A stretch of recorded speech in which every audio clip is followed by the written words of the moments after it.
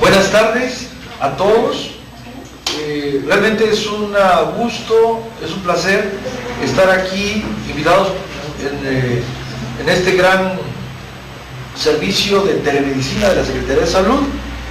Es uno de los grandes avances que tiene la telemedicina, no solamente en la educación, sino en la atención de los pacientes.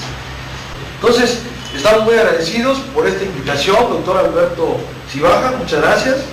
La doctora también Lorena Tallabas, Lorena Campo Tallabas, compañera de generación, ¿no?, de la Escuela de Medicina, no digo hace cuántos años, ¿no? Y saludamos también a todos los compañeros que están en las comunidades, que han sido alumnos también de la Facultad de Medicina y de un servidor. Entonces vamos a empezar con este tema de las complicaciones crónicas degenerativas. ¿Por qué las complicaciones crónicas? Las complicaciones crónicas porque nosotros sabemos que ¿qué es la cronicidad? Después de 3 meses de una patología ya se considera crónico, ¿no? Y las complicaciones de los pacientes diabéticos se presentan años después del desarrollo de la diabetes.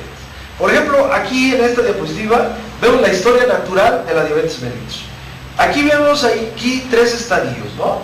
El estadio 1, que se ve hasta abajo, en el lado izquierdo, el estadio 2 y el estadio 3. En el estadio 1 no hay ninguna sintomatología, incluso todos los niveles de glucosa son normales. Pero esto que ustedes ven como una montaña es como un iceberg. En un iceberg se ve la punta, pero no se ve todo lo que está sumergido abajo del agua. Pero entonces la diabetes empieza años antes que se diagnostique la diabetes. Entonces, para que se desarrolle la diabetes, ustedes pueden ver hasta abajo que se necesitan genes diabetogénicos, ¿no? Desafortunadamente, el 30 al 40% de los mexicanos tienen esos genes diabetogénicos. ¿Por qué no desarrolla entonces el 30% de los mexicanos la diabetes, sino solamente el 10 al 14% por el estilo de vida? Recordemos que hace 70 años, o más bien hace 50 años, no había diabetes como un problema de salud pública en México. No se conocía en todas las causas de mortalidad. En los años 70 viene siendo la última causa de mortalidad de la diabetes mellitus y sus complicaciones. Y actualmente, en 2000, viene siendo la primera causa de muerte, juntamente con varias enfermedades que son, digamos, muy relacionadas. Por ejemplo, la aterosclerosis con infarto al miocardio, el accidente vascular cerebral, los derrames cerebrales y el cáncer. Son las primeras causas de muerte. Entonces tenemos que hacer énfasis en estas complicaciones. El estadio 2, que ustedes pueden ver ahí, allá existe una alteración en el metabolismo de la glucosa. ¿Cuál es? Glucosa alterada en ayuno, como dice la norma oficial de diabetes, una glucosa entre 100 miligramos a 125.9 miligramos por decilitro. Esa es la prediabetes, o después de una curva, o más bien después de una tolerancia a la glucosa con 75 gramos de glucosa oral, a las 2 horas, si el paciente tiene entre 140 y 199.9, este paciente tiene una intolerancia a la glucosa. Y eso es una prediabetes. Aunado a esto, a una resistencia a la insulina, y aunado a esto, que la resistencia a la insulina va a provocar gluconeogénesis hepática, es decir, el hígado va a estar produciendo más glucosa de lo normal, y entonces aquí las cosas ya se complican más, ¿verdad? Porque falta un poquitito, una gota para que derrame el vaso de agua y viene la diabetes. Entonces, en el estadio 3, pues la diabetes abierta. Pero aquí vemos en los dos extremos de este lado azul del estadio 2, 2 flechitas. Ustedes ven la macroangiopatía y la microangiopatía diabética. De hecho, la macroangiopatía diabética se comienza desde años antes que venga la diabetes. Por eso la diabetes se considera como una enfermedad vascular, ¿verdad? Y la microangiopatía diabética comienza a partir de la hiperglucemia crónica. Como dice la norma oficial de diabetes, no a partir de 200, de 300 miligramos por decilitro, sino de 111 miligramos por decilitro. ¿Se dan cuenta? Es espantoso, ¿verdad? Se espanta. Cualquiera que ve esto, o oiga esto, o vea la norma oficial de diabetes, donde dice que a partir de los 111 miligramos por decilitro ya comienzan las complicaciones crónicas degenerativas, en especial, en énfasis, la microangiopatía diabética y la macroangiopatía diabética, pues nosotros ya vemos que se complican las cosas. Entonces la diabetes es una enfermedad muy seria, y no hay que tomarla a la ligera. Por eso en México tenemos la norma oficial de diabetes 015, que todos los médicos debemos conocerla. Desafortunadamente, las normas oficiales, como las otras normas que conocemos en la República Mexicana, no se practican. Pero como médicos, como una medicina ética, debemos de conocerla y practicarla, ¿no? Ahora, esa norma oficial de diabetes, ahí viene todo incluido todas las investigaciones de los últimos 50 años en diabetes mellitus. Yo les exhorto, por favor, que todos leamos esa norma oficial de diabetes. Vemos aquí en este recuadro, ¿verdad? En este cuadro, cómo estos pacientes de reciente inicio, ustedes pueden ver aquí en estas barras, en donde se tomaron 1000 pacientes de reciente diagnóstico, donde se le hicieron diagnóstico, por ejemplo, en esta semana le hicimos diagnóstico a estos pacientes porque no sabían que eran diabéticos. Pero vean aquí, aterradora las cifras, el 20% ya tiene neuropatía diabética, el 12.5% ya tenía nefropatía diabética, ¿verdad? Y eso que se le hizo el diagnóstico apenas, retinopatía diabética, y la mayoría tenían enfermedad vascular y cardiovascular, es decir, micro y macroangiopatía. Entonces, ¿por qué los pacientes ya tienen neuropatía, nefropatía y retinopatía diabética, que si apenas le hicimos el diagnóstico? Pues eso se debe a que el diagnóstico no se le hizo a tiempo, ya tenían años, como vamos a ver ahorita, para que se desarrolle la nefropatía diabética, años, más o menos 10 años de diabetes, pero no sabían que tenían diabetes.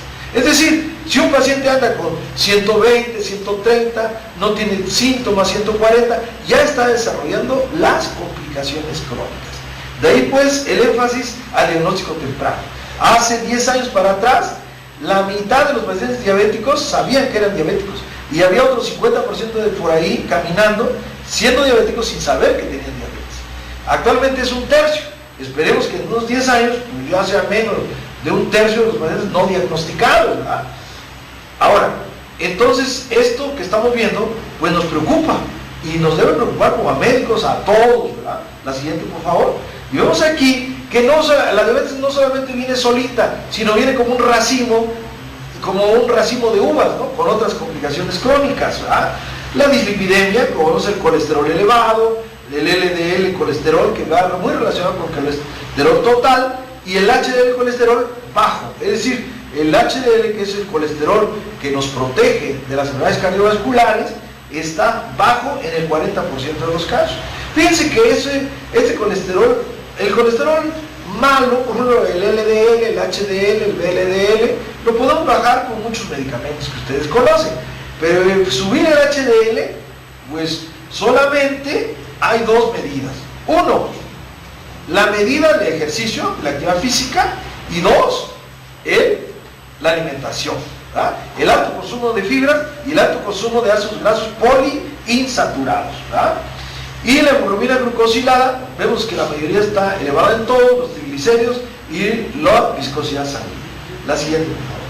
Y aquí vemos en este retablo, que ustedes pueden ver en muchísimos libros, cómo es la historia natural de todas las complicaciones crónicas, y vemos en especial aquí las complicaciones de la macroangiopatía, vista desde el punto de vista de la nefropatía, que vamos a ver, se desarrolla años después del diagnóstico de diabetes. La siguiente.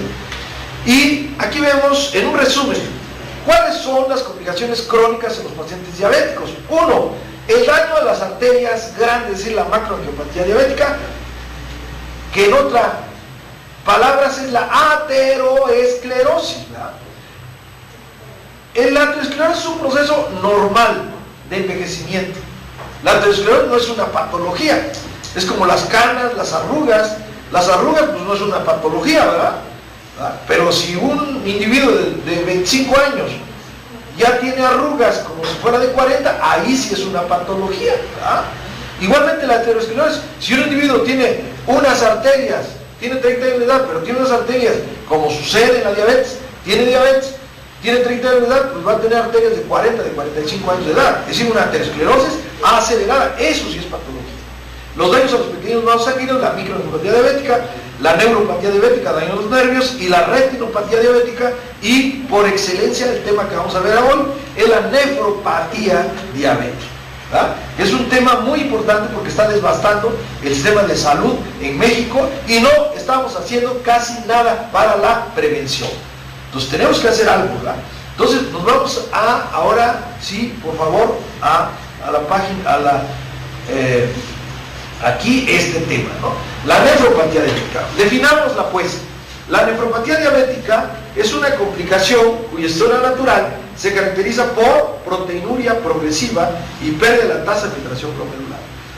Fíjense, ¿cuál es la característica fundamental en la nefropatía diabética? La proteinuria progresiva. Es decir, primero empieza con una microproteinuria, es decir, una microalbuminuria, y después se va a la albuminuria y evoluciona a la macroalbuminuria hasta que el paciente ya está tirando proteínas por la orina.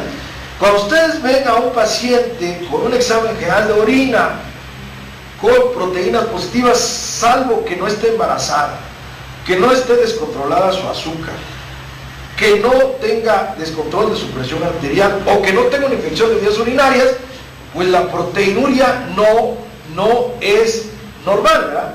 Entonces, si un paciente tiene proteinuria, cruces en su canal de orina, pues ya la regamos, porque años antes el paciente deberíamos haberle hecho el diagnóstico. Entonces, la nefropatía diabética constituye la causa más importante de enfermedad renal terminal en todo el mundo. Yo me acuerdo cuando yo estaba haciendo el internado, en el año 1980, 81, se han de imaginar, en esos años, en medicina interna, aquí en el Hospital General de Zona número 1, no había casi ningún paciente internado por nefropatía diabética o hipertensiva. ¿Sí? Había uno que otro, pero por glomerulonefritis, pero por causas de enfermedad crónica no había ninguno. Ahora, vayan al HGZ número 1 de aquí del IMSS, como a cualquier otro hospital de segundo nivel, y ustedes van a ver que está lleno de nefrópatas, hipertensos y diabéticos. ¿Por qué? ¿Por qué eso? ¿Verdad? ¿Es una epidemia? ¿Es un virus? ¿Es una bacteria? No, ¿verdad? Sino es que la enfermedad crónica, la diabetes, actualmente ha avanzado a grados epidemiológicos como problema de salud pública. Pero el otro problema es que no se ha tratado adecuadamente la diabetes y evoluciona hacia su nefropatía diabética. Entonces, vemos que la proteinuria es un problema. Vamos a salirnos de la pantalla, de favor. Y en cambio, vamos a poner ya la imagen, por favor. Entonces,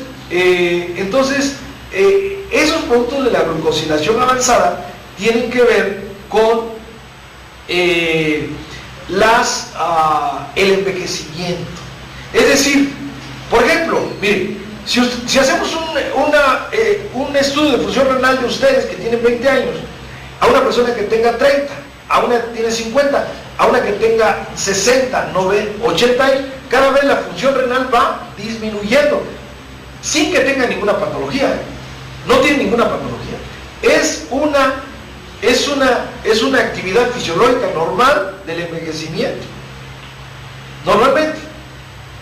Ahora, si nosotros medimos esos productos de evolución avanzada en un paciente, por ejemplo, de 40 años de edad, que no tiene diabetes, versus uno que tiene diabetes, el que tiene diabetes va a tener mayores niveles de los productos de la glucosilación avanzada, final del envejecimiento. Es decir, la diabetes es una enfermedad que acelera el envejecimiento. Así de fácil, así de sencillo. Y no lo podemos ver en todos los pacientes, porque a veces el paciente da una apariencia normal. Yo tengo pacientes que bruto, que ustedes los ven, entran a la consulta y no, parece que no tienen ninguna patología. Sin embargo, tienen ya pie de charcón, no, hombre, unas complicaciones terribles. Y hay otros pacientes, como un paciente que venía de Pinotepa de Don Luis, hace 15 días, papá de un amigo, jovencito abogado, de plano, 50 años de edad, qué bruto, parecía como de 70, ¿no? Neuropatía diabética, no tenía nefropatía, retinopatía diabética, pero terriblemente, ¿no? Acabado el hombre, ¿me entiendes? O sea, en unos pacientes sí se ve, pero como vimos el iceberg en un principio, hay veces que no vemos el fondo de las cosas. sino vemos la apariencia, superficialmente, ¿verdad? Pero adentro el paciente está desarrollando todos productos de glucosilación avanzada. Ahora, el problema en la diabetes es que la hiperglucemia crónica aumenta los niveles de los productos finales de la glucosilación avanzada. Ese es el problema. Entonces, ¿qué tenemos que hacer para que disminuyan los niveles de los compuestos, estos productos finales de la glucosilación avanzada? Pues controlar metabólicamente al paciente. Ahora, un problema muy importante aquí, compañeros, de todo el estado que nos estamos viendo, alumnos, exalumnos, todos los que estamos acá, es el siguiente, compañeros. Para controlar un paciente diabético, no es que llegue el paciente diabético, nos muestre sus cifras de glucosa de 140, una hemoglobina glucosilada de 8, por ejemplo, mal controlado, y decirle, súbale a la dosis de la glibenclamida, súbale a la dosis de metformina, súbale a la dosis de insulina. No están tratando ahí al paciente. Tenemos que ver desde el trasfondo. Decía el doctor Rodolfo Ruiz, que llegó apenas hace 6 meses, pediatra, inmunólogo, alergólogo, que ya ha hecho estadios, está allá en Estados Unidos, en Harvard y todo, exalumno, joven, etc. Y que él, para dar una consulta de alergología, se tarda hora y media. Y la pregunta es, nosotros cuando damos una consulta de diabetes, ¿cuánto tiempo nos tardamos? ¿5 minutos? ¿10 minutos? ¿O nos ensañamos con el paciente a regañarlo? O como decía una paciente, ay doctor, la doctora me dijo, aquí en cada señora me va a venir a pedir perdón porque ya va a estar complicada. Nosotros no somos dioses, nosotros no somos villanos, no somos compañeros del paciente. Nosotros debemos tratar al paciente como si fuera nuestro hermano, si es mayor, nuestro padre, nuestra madre, y si es menor, nuestro hijo, nuestra hija. Así como yo trato a mis alumnos, como si fueran mis hijos, así les digo, los quiero como si fueran mis hijos. Igualmente con nuestros pacientes, como decía el apóstol San Pablo, cómo debemos tratar a nuestros semejantes, pero no para regañarlos, sino para enseñarles. Ahora, el médico tiene que ser promotor de la enseñanza, de la educación. Vean la norma oficial de diabetes, la educación juega un papel muy importante. Ya lo decía Joseph, ¿verdad? La educación no es parte del tratamiento, es el tratamiento del paciente. Ahora, dirán, el médico dirá, ¿cuál educación? Si al paciente diabético se le educa, no solamente se le dice, coma y deja de comer esto otro, y haga ejercicio, hay que explicarle por qué va a hacer ejercicio, por qué va a comer verdura, pero no en 5 minutos, 1 hora. Doctor, pero cabrón, tengo 20 pacientes ahí esperándome. Si supieran cuántos pacientes tengo yo en el IMSS, ¿no? Esperando. Pero hay que hacer estrategias, por ejemplo, en la Secretaría de Salud, formar clubs de pacientes diabéticos, darles enseñanza a esos pacientes, darles educación al paciente diabético, ¿verdad? Y de esa manera, si el paciente, el cambio de conducta comienza ¿dónde? Aquí. Si nosotros hacemos el cambio de conducta aquí en el paciente diabético, el paciente va a cambiar. A ustedes, mis alumnos, por ejemplo, reales que están aquí presentes, y los virtuales que están oyéndonos en todas estas comunidades, ustedes saben que el ejemplo lo tenemos que dar nosotros. Alimentarnos sanamente, hacer ejercicio. Yo les he dicho a mis alumnos, mi automóvil son mis pies, ¿verdad? Mis llantas son mis tenis, ¿verdad? Así tenemos que hacer. Nosotros debemos de caminar 5 kilómetros diarios. ¿Lo hacemos?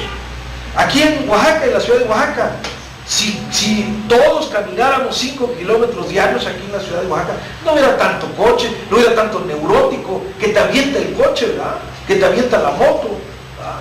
Sino que va a ser educación. Educación, que, perdón, no me estoy saliendo del tema, educación que nos hace falta en México para poder salir adelante. ¿Y quiénes lo vamos a hacer? Ustedes. yo, ustedes como médicos, ustedes en sus próximos hogares, y ustedes los que nos están escuchando, en sus hogares que ya tienen, ¿verdad? Entonces tenemos que educar a ese paciente diabético para poder cambiar esa conducta. La cuestión es cambiar de conducta, ¿verdad? Ahora, le voy a hacer una pregunta, y no los traje aquí en las diapositivas, porque no me los estoy sacando de la manga, ¿verdad? El 80% de los diabéticos desde México hasta la Patagonia y toda África subsahariana y pasando por estos países orientales, asiáticos, ¿verdad? No desarrollados todavía, están mal controlados. El 80% están mal controlados. Y una de las causas, fíjense, es el médico, el paciente y la falta de hemoglobina glucosilada. La hemoglobina glucosilada juega un papel muy importante en el control del paciente diabético. ¿Y por qué entonces en todos los países, por uno como Estados Unidos, Canadá y Europa, están bien controlados? Primero, por la educación que se le da al paciente y la educación que tiene el médico. Y se lo digo, no, aparte de que estoy viendo las cifras, se lo digo porque lo hemos vivido. La mayoría de los compañeros que nos conocen, pues saben que vivimos en Francia 4 años, en Canadá 5 años, en Estados Unidos 1 año. No es por digamos, decir dónde ha vivido, sino porque ya la mayoría de los compañeros ya nos conocen y sabemos de lo que estamos hablando, no estamos sacando las cosas de la manga, ¿no? Entonces tenemos que hacer un cambio en México. Y tiene que comenzar con nosotros como médicos para educar al paciente diabético y exigir la hemoglobina glucosilada y la microalbuminuria en todas estas comunidades, ¿verdad? Bueno, el otro problema, volvemos a la diapositiva, por favor, el sorbitol, que es un producto de descontrol metabólico en los pacientes que causa por problemas de osmolaridad.